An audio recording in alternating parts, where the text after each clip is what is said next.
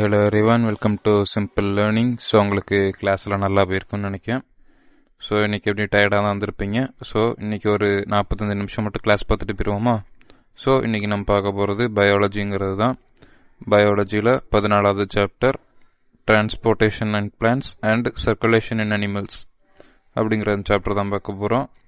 So இந்த சாப்டருங்கிறது ஒரு பெரிய சாப்டர் தான். ஒரு 3 பார்ட் வரைக்கும் போகும்னு எதிர்பார்க்குறேன். நம்ம எல்லாத்தையுமே கவர் பண்ணிடுவோம். கிட்டத்தட்ட எல்லாத்தையுமே கவர் பண்ணிடுவோம். வேணால் ஒரு சில கிரியேட்டிவ் கொஸ்டின்ஸை தவிர.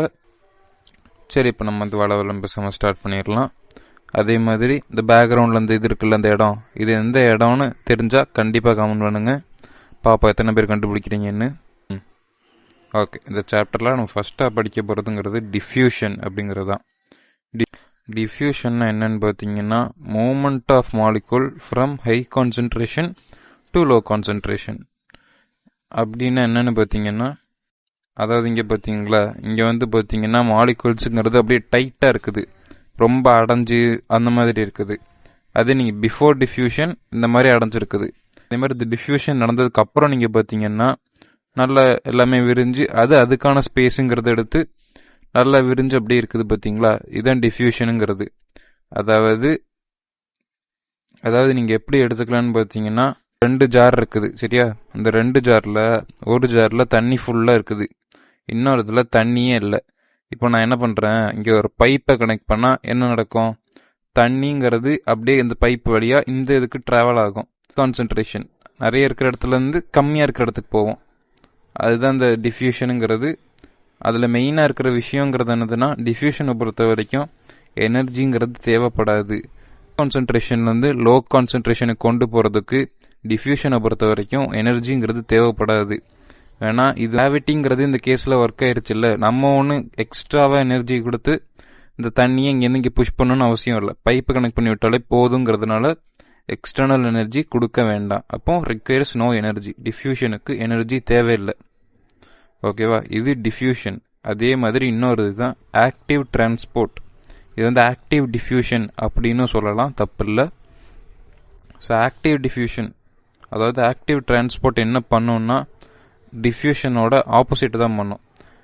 டிஃப்யூஷன் என்ன பண்ணும், high to low, high to low.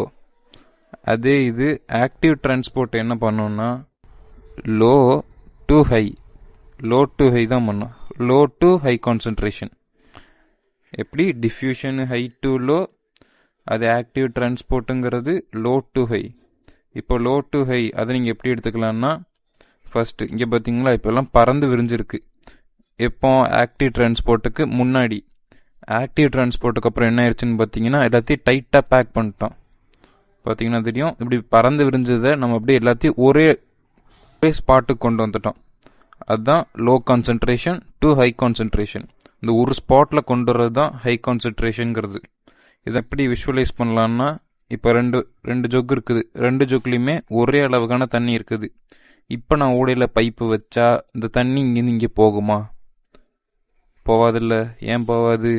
ஏன்னா 2 இடத்துலையும் ஒரே அளவுக்கான தண்ணி இருக்குங்கிறதுனால தண்ணி இங்கேயும் போகாது, இங்கேருந்து இங்கேயும் போகாது. அப்போ எனக்கு என்ன வேணும்னா, எனக்கு இங்கே இருக்கிற தண்ணி இங்கே போகணும். அப்போ அதுக்கு நான் என்ன பண்ணணும், ஒன்று கையை வச்சு கோரி ஊற்றலாம், இன்னொன்று என்ன பண்ணலாம், மோட்டரை யூஸ் பண்ணி இங்கே இருக்கிற தண்ணியை இங்கே கொண்டு போகலாம். இப்போ 2 வேலைக்குமே எனர்ஜிங்கிறது தேவைப்படும். அதாவது ஆக்டிவ் டிரான்ஸ்போர்ட்டை பொறுத்த வரைக்கும் இட் ரிக்வயர்ஸ் எனர்ஜி. இதுக்கு எனர்ஜிங்கிறது தேவைப்படும். இதுலேருந்து வர கொஸ்டின் என்னன்னு பார்த்தீங்கன்னா, இந்த கொஸ்டின்ஸு உங்கள் எக்ஸாமுக்கு வர நிறையவே சான்ஸ் இருக்குது. அதாவது active difference between active transport and diffusion. இந்த மாதிரி கொஸ்டின் வந்துச்சுன்னா எப்படி ஆன்சர் பண்ணணும்னா, டிஃப்யூஷன் ஆக்டிவ் டிரான்ஸ்போர்ட் இப்படி மேலே எழுதிட்டு அதுக்கப்புறம் டிஃப்யூஷன் ஆனது ஹை டு லோ, அதே ஆக்டிவ் டிரான்ஸ்போர்ட்னா லோ டு ஹை.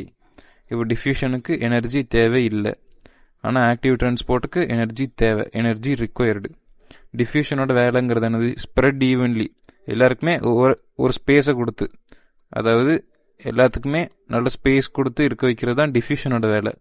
அதே ஆக்டிவ் டிரான்ஸ்போர்ட்டை பார்த்தீங்கன்னா எல்லாத்தையுமே பேக் பண்ணியிருக்கோம், எல்லாமே ஒரே இடத்துல இருக்கும். அப்படிங்கும்போது இதோட வேலைங்கிறது என்னது, to gather all in one spot. எல்லாத்தையுமே ஒரே ஸ்பாட்டில் ஒரே இடத்துல கொண்டு வரணுங்கிறது தான் ஆக்டிவ் டிரான்ஸ்போர்ட்டோட வேலைங்கிறது. ஸோ இதுதான் வந்து கம்பேரிசன் கேட்டாங்கன்னா, ஒரு எக்ஸாமில் கம்பேரிசன் கேட்டாங்கன்னா இதை நீங்கள் இப்படி எழுதி வச்சிட்டிங்கனாலே போதும், உங்களுக்கு மார்க்குங்கிறது கிடைக்கும். எழுதி வச்சிட்டிங்கனாலே போதும். சரி, இப்போ நம்ம அடுத்தது போகலாம். அடுத்தது ஓஸ்மோசிஸ். ஓஸ்மோசிஸை பற்றி தெரிஞ்சுக்கணுன்னா உங்களுக்கு வந்து இன்னொரு விஷயம் தெரிஞ்சிருக்கணும். அதாவது வந்து பிளான்ட்ஸுக்கு தண்ணிங்கிறது ரொம்பவே அவசியம். அந்த பிளான்ட்ஸுக்கு, இந்த பிளான்ட் இருக்கு பார்த்தீங்களா, இந்த பிளான்ட்டுக்கு தண்ணிங்கிறது அவசியம். அந்த தண்ணி அது எங்கேருந்து எடுக்கும்னு பார்த்தீங்கன்னா மண்ணுலேருந்து எடுக்கும். மண்ணில் தண்ணி நம்ம ஊற்றுறோமோ, மண்ணில் மழை பெய்யறனாலையும் தண்ணி வரும், அதே மாதிரி நம்ம ஊற்றினாலும் தண்ணி வரும். அப்படிங்கும்போது அதோட வேலைங்கிறது மண்ணில் இருக்க தண்ணியை உள்ளே கொண்டு வர்றது தான். அதுக்கு தான் அந்த ஓஸ்மோசிஸ் அப்படிங்கிறது உதவி பண்ணுது. பிளான்ட்ஸை பொறுத்த வரைக்குமே அதுக்கு வந்து ஒரு க்ளீனான வாட்டர் வேணும், நல்ல பியூரான ஒரு வாட்டராக தான் வேணும். அதுக்கு வந்து ஒரு க்ளீனான வாட்டர் வேணும். ஆனால் நம்ம மண்ணில் அப்படி இருக்குமா? மண்ணில் வந்து கொஞ்சம் அதாவது அழுக்கான வாட்டர்ஸ் அந்த மாதிரி தான் இருக்கும். இப்போ ஓஸ்மோசிஸ் அதுக்கு தான் வருது. ஓஸ்மோசிஸ் என்ன பண்ணோம்னா அந்த அழுக்கு தண்ணியை நல்ல தண்ணியாக்கி கொடுக்கும். எப்படி நம்ம வடிகட்டி வேலை பண்ணுறதோ அதே மாதிரி தான் இந்த இதுவும் வேலை பண்ணும். ஓஸ்மோசிஸோட வேலைங்கிறது என்னது?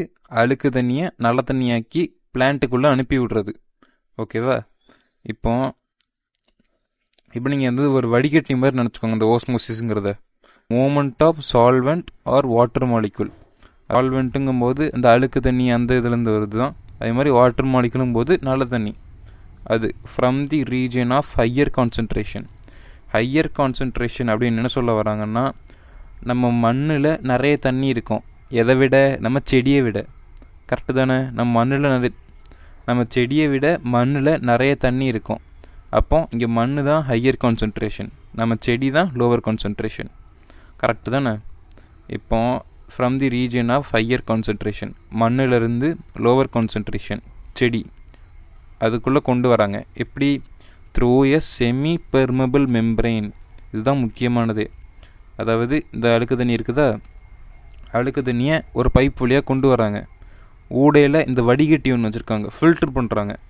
அந்த அழுக்கு தண்ணியை அந்த ஃபில்டருக்குள்ளே அனுப்பி விட்டு எடுக்கிறாங்க. அந்த ஃபில்ட்ரு என்ன பண்ணணும்னா அந்த அழுக்கெல்லாம் எடுத்துகிட்டு அந்த தண்ணியை மட்டும் அனுப்பிவிடும் இந்த சைடில். இங்கே பார்த்தீங்கன்னா பியூர் வாட்டர் கிடைக்கும். அதுதான் இந்த செமி பெர்மபிள் மெம்பரைன் அப்படிங்கிறது பண்ணுறது. அதாவது அழுக்கு தண்ணியை, அதாவது அழுக்கை மட்டும் இந்த சைடில் நிறுத்திட்டு நல்ல தண்ணியை இந்த சைடில் அனுப்பி விடுறது தான் நம்ம வடிகட்டி பண்ணுற வேலை. இப்போ ஓஸ்மோசிஸ்னா என்னது? அதாவது of solvent or water molecules from region of high concentration to the region of lower concentration through a semi-permeable membrane. semi-permeable membrane கும்போது வடிகட்டி அந்த கான்செப்ட் தான். இப்போ உங்களுக்கு வந்து ஓஸ்மோசிஸ் புரிஞ்சிருக்கும்னு நினைக்கிறேன். இப்போ நம்ம அடுத்தது போவோம். அடுத்தது தான் வந்து பிளாஸ்மோலிசிஸ். பிளாஸ்மோலிசிஸ் இதை நீங்கள் புரிஞ்சுக்கணுன்னா ஒரு சின்ன விஷயம் மட்டும் நீங்கள் புரிஞ்சுக்கணும். உப்பு தண்ணி இல்லை சீனி கலந்த தண்ணி. எப்படி? உப்பு தண்ணி இல்லை சீனி கலந்த தண்ணி சாதா தண்ணியை அட்ராக்ட் பண்ணும், அதாவது ஈர்க்கும். எப்படி? உப்பு தண்ணி இல்லை சீனி கலந்த தண்ணி அது சாதாரண தண்ணியை அட்ராக்ட் பண்ணும். அதை நீங்கள் ஞாபகம் வச்சுக்கோங்க.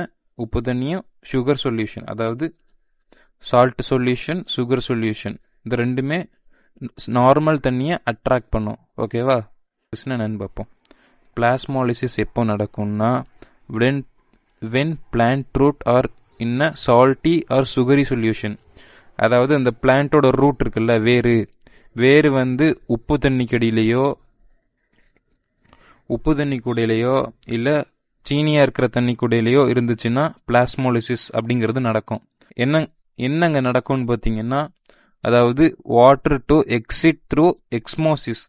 அதாவது இப்போ நம்ம முன்னாடி என்ன பண்ணியிருந்தோம், ஓஸ்மோசிஸ் வழியாக தண்ணி உள்ளே வந்துச்சுல்ல, உள்ளே வந்த தண்ணி அதே வழியாகவே வெளில போயிடும். செமி பெர்மபிள் மெம்பரைன் இருக்குல்ல, அது வழியாகவே வந்த தண்ணி அப்படியே மறுபடியும் வெளியில் போயிடும். ஏன் வெளியில் போகுதுன்னா, இந்த சால்ட்டோ சுகரி சொல்யூஷனோ இந்த சாதா தண்ணியை அட்ராக்ட் பண்ணும். இப்போ நம்ம பிளான்ட்ஸ்குள்ளே என்ன இருக்குன்னு பார்த்தீங்கன்னா, அதுக்குள்ளேயும் சாதா வாட்டர் தான் இருக்குதா. இப்போ என்ன பண்ணோம்னா, ஒருவேளை அந்த செடியோட வேருங்கிறது சால்ட்டி ஒரு சுகரி சொல்யூஷனுக்குள்ளே இருந்துச்சுன்னு வச்சுக்கோங்களேன், அந்த தண்ணிங்கிறது அட்ராக்ட் பண்ணும். அதாவது செடிக்குள்ளே இருக்க தண்ணியை வந்து வெளியில் இருக்க தண்ணி அட்ராக்ட் பண்ணும், ஈர்க்கும். அப்போ என்ன ஆகும்னா, இந்த செடியில் இருக்க தண்ணி இருக்குல்ல, அது எப்படியா வெளியில் போக பார்க்கும். அப்புறம் அது எப்படி வெளியில் போகும்னு பார்த்தீங்கன்னா எக்ஸ்மோசிஸ், அதாவது எக்ஸ்மோசிஸ்னா ஆஸ்மோசிஸோட ரிவர்ஸ் மாதிரி. எப்படி இங்கேருந்து இப்படி வந்ததோ அதே மாதிரி வந்த வழியாகவே திருப்பி போகிறது தான். இதுதான் இம்பிபிஷன். இம்பிபிஷன்ங்கிறது என்னென்னா when a solid plant absorbs water and it gets swallowed. அதாவது ஒரு செடி தண்ணியை உள்வாங்கிட்டு அதை நல்லா பெருசாகும், பல்ஜ் ஆகும். இது எப்படின்னா நம்ம இந்த ஸ்பாஞ்ச் இருக்கும்ல, நம்ம வீட்டில் கிச்சனில் யூஸ் பண்ணுவாங்க ஸ்பாஞ்சு, அதில் எப்படி நம்ம தண்ணி ஊற்றினோன்னா பல்க் ஆகுமோ அதே மாதிரி அந்த பிளான்ட்டுங்கிறதும் பல்காக ஆரம்பிச்சிடும். இதனால் இந்த தண்ணியை அப்சர்வ் பண்ணிட்டு, அதாவது மறுபடி சொல்கிறேன், when a solid plant absorbs water and gets swelled up, அதுதான் நம்ம இம்பிபிஷன் சொல்லுவோம். அதாவது ங்கிறது தண்ணியை உள்வாங்கிட்டு ஸ்வெல்லாச்சுன்னா, அதாவது வீங்குச்சுன்னா அதுதான் இம்பிபிஷன் அப்படின்னு சொல்லுவோம். வீங்குனதுன்னா வலிக்கும், அந்த மாதிரி இல்லை, பெருசாகிறது, பல்ஜ் ஆகுறதுன்னு சொல்லுவாங்க. அந்த மாதிரி பல்ஜ் ஆச்சுன்னா அதான் இம்பிபிஷன் அப்படின்னு சொல்லுவோம். பாயிண்ட் என்னதுன்னா, இதுதான் சீட்லிங் இருக்குல்ல, இந்த சின்ன விதை இருக்கும்ல, விதையெல்லாம் மண்ணிலேருந்து வெளியில் கொண்டு வர்றதுக்கு இம்பிபிஷன் தான் உதவி பண்ணுது. இம்பிபிஷன் தான் காரணமாக இருக்குது. அதையும் பார்த்து வச்சுக்கோங்க. Reason for seedling getting out of soil, அதுக்கான காரணங்கிறது இம்பிபிஷன் தான். ஓகே, அதே மாதிரி ஒரு கம்பேரிசன் மட்டும் பார்த்துடலாம். Plasmolysis and imbibition. பிளாஸ்மோலிசிஸில் cell loses water and shrinks. அதே மாதிரி இம்பிபிஷனில் cell gains water and swells. அதாவது இப்போ பிளாஸ்மோலிசிஸில் நடக்கும், இப்போ தண்ணிங்கிறது செடியிலேருந்து வெளியில் போகும், வெளியில் போயிட்டு செடிங்கிறது சின்னதாயிரும். ஆனால் தண்ணி போயிருச்சுங்கும் போது அதோட வால்யூம்ங்கிறது கம்மியாகும், அது வேற கதை. இப்போ நீங்கள் தெரிஞ்சுக்க வேண்டியது செல் லூசஸ் வாட்டர் அண்ட் ஷ்ரிங்க்ஸ். அது இம்பிபிஷனை பொறுத்த வரைக்கும் தண்ணியை செடிங்கிறது உள்வாங்கிட்டு பெருசாகும், பல்ஜ் ஆகும். அப்போ செல் கெயின்ஸ் வாட்டர் அண்ட் ஸ்வெல்ஸ், அப்படி பெருசாகும். இதுதான் பிளாஸ்மோலிசிஸ்க்கும் இம்பிபிஷனுக்கும் உள்ள மொதல் டிஃப்ரென்ஸுங்கிறது. செகண்ட் டிஃப்ரென்ஸுங்கிறது, இது லிவிங் செல்ஸில் நடக்கும், இது டெட் திங்ஸ், அதாவது இறந்த செல்ஸில் நடக்கிற விஷயம் தான் இம்பிபிஷனுங்கிறது. ஸோ இதான் ரெண்டுத்தோட வித்தியாசங்கிறது பார்த்து வச்சுக்கோங்க, எக்ஸாமில் கேட்கலாம். அதுக்கப்புறம் ரூட் ஹேர் அப்படிங்கிறது. ரூட் ஹேருங்கிறது இந்த பேரில் இருக்க மாதிரி ரூட்டில் இருக்கிற ஒரு ஹேருங்கிறது. அதாவது சின்ன ஸ்ட்ரா மாதிரி இருக்கும் எங்கள் ரூட்டில். அதோட மெயின் வேலைங்கிறதே increase the area of absorption. அதாவது நிறைய தண்ணியை உள்ளே கொண்டு வர்றது தான்.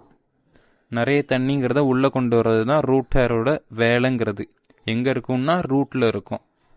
ரூட்டோட இப்போ இப்படி இதான் ரூட்டுன்னு வச்சுக்கோங்களேன். இதோட இப்படி சைடில் இப்படி சின்ன சின்னதாக இப்படி இருக்கும், இப்படி சைடில் இப்படி சின்ன சின்னதாக இருக்கும். இதுங்களோட வேலைங்கிறது நிறைய தண்ணியை உள்ளே கொண்டு வர்றதுங்கிறது தான்.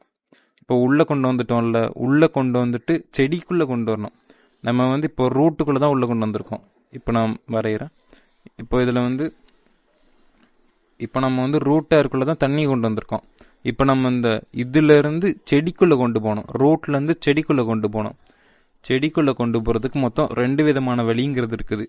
ஒன்று எப்போப்ளாஸ்ட் மூமெண்ட்டு, இன்னொன்று சிம்பிளாஸ்ட் மூமெண்ட்டு. எப்போப்ளாஸ்ட் மூமெண்ட்டை பொறுத்த வரைக்கும் through the intercellular spaces and the walls of the cells. அதாவது நீங்கள் பார்த்தீங்கன்னா தெரியும், நான் எப்போப்ளாஸ்ட்டை பார்த்தீங்கன்னா இந்த க்ரீன் கலரில் இருக்குல்ல, அதான் எப்போப்ளாஸ்ட்டுங்கிறது. அது பார்த்தீங்கன்னா அந்த செல்லோட வால் இருக்குல்ல, அது வழியாகவே நுழைஞ்சு போயிடும். அதே இது சிம்பிளாஸ்ட் மூமெண்ட்டு, அதாவது தண்ணியோட இன்னொரு மூமெண்ட். அப்படி அது எப்படி போகும்னு பார்த்தீங்கன்னா, அது உள்ளே நுழைஞ்சு போகும், செல்லுக்குள்ளே நுழைஞ்சு போகும். எப்போப்ளாஸ்ட் எப்படி போகும், செல் வால் வழியாக போகும், அப்படி குறுக்கு சந்து வழியாக போகும். அது சிம்பிளாஸ்ட்டுங்கிறது அதை உடச்சிக்கிட்டு போகும், நடு வழியாக போகும்.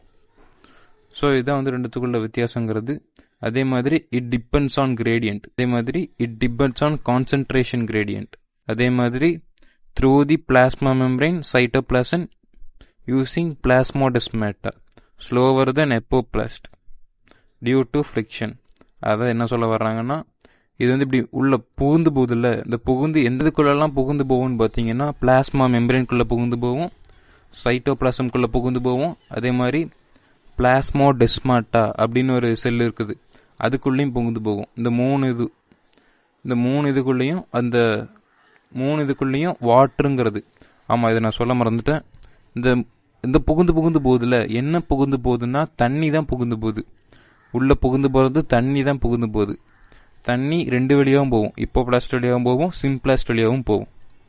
இதான் 2 வழிங்கிறது.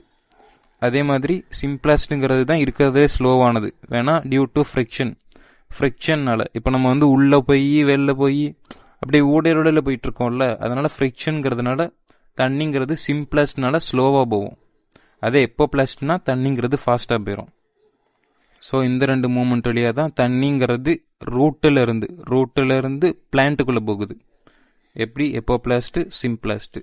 எப்போ பிளாஸ்ட் எப்படி போகுது, செல்வால் வழியாக போகுது. அதே சிம்பிளாஸ்ட்டுங்கிறது உள்ள செல்லுக்குள்ளேயே போகுது. அதே மாதிரி it depends on gradient, it depends on concentration gradient, அதையும் பார்த்து வச்சுக்கோங்க. அதே மாதிரி through the plasma membrane, cytoplasm and plasmodesmata, இந்த செல்ஸ் கூட இல்லைனா அது வந்து புகுந்து போகுது. அதே மாதிரி சிம்பிளாஸ்ட்டுங்கிறது இருக்கிறதுலே ஸ்லோவான மெத்தடு, அதையும் பார்த்து வச்சுக்கோங்க. எதனாலனா ஃப்ரிக்ஷன்னால. ஓகே, இப்போ நம்ம அடுத்தது போவோம். அடுத்தது தான் வந்து சைலம் வெசல் அப்படிங்கும்போது பிளான்ட்டுங்களோட ஒரு பைப்புன்னு நினச்சிக்கோங்களேன். நம்ம வீட்டிலலாம் பைப் எதுக்கு யூஸ் பண்ணுவோம், தண்ணியை டிரான்ஸ்போர்ட் பண்ணுறதுக்கு. அதே தான் சைலம் வெசலோட வேலைங்கிறது. இது என்ன பண்ணணும்னா, தண்ணி இருக்குல்ல, நம்ம இது ரூட்டரா, அதுலேருந்து தண்ணி அப்படியே உள்ளே வந்து இப்படி வருமா, பிளான்ட்டுக்குள்ளே வரும்போது இது தண்ணி வந்து டிரான்ஸ்போர்ட் பண்ணும், லீவ்ஸ்க்கு டிரான்ஸ்போர்ட் பண்ணும். வேணா லீவ்ஸ்க்கு தானே தண்ணிங்கிறது தேவைப்படுது, அதனால லீவ்ஸ்க்கு டிரான்ஸ்போர்ட் பண்ணுற வேலையை பார்க்குறது தான் சைலம் வெசல் அப்படிங்கிறது. சிம்பிளாக சொல்லணும்னா சைலம் வெசல்ங்கிறது ஒரு பைப் மாதிரி. அந்த பைப்பு வந்து வாட்டர், மினரல்ஸ் இந்த ரெண்டுத்தையுமே கீழேருந்து மேலே கொண்டு போகும். ஓகேவா? அதே மாதிரி இப்போ நம்ம வந்து தண்ணியை கீழேருந்து மேலே கொண்டு போகிறோன்னா நமக்கு வந்து எனர்ஜிங்கிறது தேவைப்படும் இல்லை, வேணால் கிராவிட்டிங்கிறது அது எதிர்த்துக்கிட்டே இருக்கும். அப்படிங்கும்போது நம்ம ஒரு எனர்ஜி கொடுத்து தான் மேலே போக முடியும். இதை இங்கே எப்படி நினச்சிக்கலாம்னா, இந்த கூல் ட்ரிங்க்ஸில் ஸ்ட்ரா போட்டிருக்க மாதிரி இப்போ கீழே இருக்குல்ல, இதை வந்து ரூட்டில் இருக்க தண்ணிங்கிறது. நமக்கு என்ன பண்ணணும், இங்கே ரூட்டில் இருக்க தண்ணியை இங்கே மேலே கொண்டு போகணும், அதாவது லீவ்ஸ் கொண்டு போகணும். நீங்கள் பார்த்தீங்களா, கீழே இருக்க தண்ணியை மேலே கொண்டு போகணும். அப்போ நமக்கு என்ன பண்ணுறோம், இப்போ நம்ம என்ன பண்ணுவோம், கீழே இருக்க தண்ணியை இங்கே மேலே கொண்டு போகணுன்னா வாயால் உரிவோம், அதாவது வாயில் லோ ப்ரெஷர் கொண்டு வர்றோம். அந்த லோ ப்ரெஷரை எப்படி கொண்டு வருது அப்படிங்க கேட்டிங்கன்னா, அதுதான் டிரான்ஸ்பிரேஷன் அப்படிங்கிற ஒரு மெத்தட்னால. டிரான்ஸ்பிரேஷன் வழியாக தான் அது வந்து அந்த லோ ப்ரெஷரை வந்து அச்சீவ் பண்ணுது. ஆனால் லோ ப்ரெஷர் இருந்தால் தான் கீழே இருக்க தண்ணிங்கிறது மேலே கொண்டு போக முடியும். அது இல்லாமல் கொண்டு போக முடியாது. ஏன் கொண்டு போக முடியாது, கிராவிட்டிங்கிறது தடுக்கும். அதனால் நமக்கு வந்து ஒரு லோ ப்ரெஷர் ரீஜன், இங்கே மேலே வந்து லோ ப்ரெஷர் உருவாக்கணும். அப்போ தான் நம்மளால தண்ணிங்கிறது மேலே கொண்டு போக முடியும். கரெக்டாக? அதை லோ ப்ரெஷர் எப்படி அச்சீவ் பண்ணுறோம் அப்படிங்கிறத பார்ப்போம். டிரான்ஸ்பிரேஷன் அப்படிங்கும்போது என்னென்னு பார்த்தீங்கன்னா, அதாவது லீவ்ஸ் இருக்குல்ல, இலையில வந்து சின்ன சின்ன ஓட்டைகள் இருக்கும். இங்கே பார்த்தீங்கன்னா தெரியும், இதில் வந்து சின்ன சின்ன ஓட்டைகளாக இருக்குது இல்லை, இந்த ஓட்டைங்க பேர் தான் வந்து ஸ்ட்ரோமா அப்படின்னு சொல்லுவாங்க. இது வந்து காலையில் ஓப்பன் ஆகும், அதே நேரத்தில் நைட்டு வந்து க்ளோஸ் ஆயிரும். எப்படி காலையில் ஓப்பன் ஆகும், நைட்டு க்ளோஸ் ஆயிரும். என்னது ஸ்ட்ரோமாங்கிறது. இப்போ என்னன்னா, transpiration is the evaporation of water from the aerial parts of the plants, especially through stroma in leaves. அதாவது இப்போ வந்து இந்த இலையில வெயில் அடிக்குதுன்னு வச்சுக்கோங்களேன். இலையில வெயில் அடித்தா என்ன ஆகும், இந்த செடிக்குள்ளே தண்ணி இருக்குது. இப்போ வெயில் அடிக்குதுன்னு வச்சுக்கோங்க, அந்த செடி மேலே வெயில் அடித்தா என்ன ஆகும், அது இந்த செடிக்குள்ளே இருக்க தண்ணிங்கிறது ஆவியாயிரும். இப்போ தண்ணி என்ன பண்ணணும், எப்படியாவது வெளியில் போகணுன்னு முயற்சி பண்ணும். ஏன்னா ஆவி ஆயிடுச்சுல்ல, ஆவி வந்து எப்போவுமே மேலே போக தான் ஆசைப்படும். அதனால் அது வந்து வெளியில் போக ஆசைப்படும். அது எப்படி வெளியில் போகும்னா, அந்த ஸ்ட்ரோமா வழியாக தான் வெளியில் போகும். எப்படி அந்த எவாப்ரேட் ஆன வாட்டருங்கிறது ஸ்ட்ரோமா வழியாக வெளியில் போகும்ல, அதுதான் நம்ம வந்து டிரான்ஸ்பிரேஷன் அப்படின்னு கூப்பிடுவோம். எப்படி இப்போ லீவ்ஸ்குள்ள தண்ணிங்கிறது இருக்குது, வெயில் அடித்தா தண்ணிங்கிறது எவாப்ரேட் ஆகும். எவாப்ரேட் ஆச்சுன்னா தண்ணிங்கிறது மேலே வெளியில் போக ஆசைப்படும். அது எப்படி வெளியில் போகும்னா ஸ்ட்ரோமா வழியாக போகும். அதே மாதிரி மற்ற ஏரியல் பார்ட்ஸ், மற்ற இடங்கள் வழியாகவும் அது வெளியில் போகும். ஆனால் மெஜாரிட்டியும் ஸ்ட்ரோமா வழியாக தான் வெளியில் போகும். எவாப்ரேட் ஆகி தண்ணி வெளியில் போச்சுல, இந்த ப்ராசஸ் தான் நம்ம வந்து டிரான்ஸ்பிரேஷன் அப்படின்னு சொல்லுவோம். இதில் வந்து ஒரு முக்கியமான பாயிண்ட் ஒன்று இருக்குது. அதாவது இந்த ஹோல் ஆஃப் ஸ்ட்ரோமா, இந்த ஸ்ட்ரோமாவோட ஓட்டை இருக்குல்ல, அதில் வந்து காட் செல் அப்படின்னு ஒரு செல் இருக்குது. எப்படி இந்த ஸ்ட்ரோமா இருக்குல்ல, ஸ்ட்ரோமாவில் ஸ்ட்ரோமாவோட ஓட்டக்கிட்ட ஒரு காட் செல் அப்படிங்கிறது ஒன்று இருக்குது. அது என்ன பண்ணுன்னா அமௌண்ட் ஆஃப் எவாப்ரேஷனை கண்ட்ரோல் பண்ணும். அதாவது இப்போ இதான் வந்து ஸ்ட்ரோமான்னு வச்சுக்கோங்களேன். இங்கே ஊடையில் வந்து காட் செல் இருக்கும். இப்போ ஒருவேளை எவாப்ரேஷன் நிறைய நடக்கணும்னா காட் செல்லுங்கிறது நல்லா திறந்து வச்சிரும். ஒருவேளை எவாப்ரேஷனுங்கிறது கம்மியாக நடக்கணும்னா காட் செல்லுங்கிறது இத்தினோண்டாயிரும், சின்னதாயிரும். அப்படிங்கும்போது தண்ணிங்கிறது கம்மியாக தான் வெளியில் போகும். எவாப்ரேஷனுங்கிறது நிறைய நடக்கணும்னா காட் செல் வந்து நல்ல பெருசாக திறக்கும். நல்லா பெருசாக திறந்துச்சுன்னா நிறைய தண்ணி வெளியில் போகும். அப்படிங்கிறதுனால நம்ம வந்து எவாப்ரேஷன் கண்ட்ரோல் பண்ணோம். யார் எவாப்ரேஷனை கண்ட்ரோல் பண்ணுறா? காட் செல். காட் செல்லுங்கிறது எவாப்ரேஷன் கண்ட்ரோல் பண்ணுது. அதே மாதிரி காட் செல் எங்கே இருக்குதுன்னா ஸ்ட்ரோமாவோட ஹோல்ஸில் இருக்குது. நீங்கள் இந்த லிப் ஷேப்பில் இருக்குல்ல, இந்த உதடு ஷேப்பில், இந்த ஊடையில் கூட இந்த ப்ளூ கலரில் ஒன்று பறந்து போதில்ல, பாம்பு மாதிரி, அதான் வந்து நம்ம வந்து காட் செல் அப்படின்னு சொல்லுவோம். இதுக்கப்புறம் நம்ம பார்க்க போகிறது வந்து டிரான்ஸ்பிரேஷன் புல்.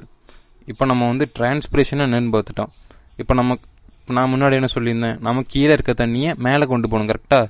இப்போ இது என்ன பண்ணுன்னா when the water evaporates from the leaves, இந்த டிரான்ஸ்பிரேஷன்னால தண்ணிங்கிறது எவாப்ரேட் ஆகி வெளியில் போகுதா, வெளியில் போகும்போது என்ன ஆயிரும்னா லோ ப்ரெஷர் உருவாயிரும். ஏன்னா தண்ணிங்கிறது அந்த இடத்த விட்டு போயிருச்சுல்ல, அப்போ ஒரு லோ ப்ரெஷர் ரீஜன் அப்படிங்கிறது உருவாயிரும். Helping xylem to pull water up. நமக்கு தேவையான லோ ப்ரெஷர் ரீஜன் கிடச்சிருச்சுன்னா நம்ம ஸ்ட்ராலேருந்து தண்ணி எப்படி உரிய முடியுமோ அந்த மாதிரி கீழே இருக்க தண்ணியை நம்ம மேலே உரிய முடியும். இப்போ அந்த லோ ப்ரெஷரை வச்சு சைலம்ங்கிறது தண்ணியை மேலே கொண்டு வரும். And which causes the root hairs to suck more water. இப்போ என்ன நடக்கும், இப்போ தண்ணி கீழே இருக்க தண்ணி மேலே போயிருச்சா, அப்போ இங்கே வந்து இந்த தண்ணி இருக்காது. அப்போ இங்கே வந்து ஒரு லோ ப்ரெஷர் ரீஜன் உருவாகுமா, அப்போ என்ன ஆயிரும்னா ரூட்டில் இருக்க தண்ணி இருக்கும்ல, அது வந்து இந்த சைடில் போயிடும். இப்போ ரூட்டில் இருக்க தண்ணி இங்கே போயிருச்சுன்னா ரூட்டில் தண்ணியே இருக்காது. அப்போ ரூட்டில் ஒரு லோ ப்ரெஷர் ரீஜன் அப்படிங்கிறது உருவாயிரும். அப்போ அது என்ன பண்ணணும்னா வெளியில் மண்ணில் இருக்கும்ல அந்த தண்ணியை உரிய ஆரம்பிக்கும். அந்த மாதிரி தான் நமக்கு வந்து ஓஸ்மோசிஸும் நடக்குது. ஓஸ்மோசிஸில் இந்த மாதிரி தண்ணியை உள்ளே உரியறதுனால தான் தண்ணிங்கிறது உள்ளே வருது. எப்படி அதாவது மேலே வந்து லோ ப்ரெஷர் உருவாகுது, இந்த லோ ப்ரெஷர்னால கீழே இருக்க தண்ணிங்கிறது மேலே போயிடுது. இப்போ கீழே இருக்க தண்ணி மேலே போனதுனால இங்கே ஒரு லோ ப்ரெஷர் உருவாயிருது. அதனால் ரூட்டில் இருக்க தண்ணிங்கிறது இங்கே போயிடுது. இப்போ ரூட்டில் தண்ணி இல்லாதனால மண்ணில் இருக்க தண்ணியை ரூட்டுங்கிறது உரிய ஆரம்பிக்குது. அப்படியே அந்த ப்ராசஸுங்கிறது நடந்துக்கிட்டே இருக்கும். அதுதான் டிரான்ஸ்பிரேஷன் புல்லுங்கிறது. அதே மாதிரி இப்போ நம்ம வந்து சிக்னிஃபிகன்ஸ் ஆஃப் டிரான்ஸ்பிரேஷனோட முக்கியத்துவங்கிறத பார்ப்போம். டிரான்ஸ்பிரேஷனோட முக்கியத்துவங்கிறது creates transpirational pull for transport of water. இந்த டிரான்ஸ்பிரேஷன் புல்லுங்கிறது டிரான்ஸ்பிரேஷனால தான் நடக்குது.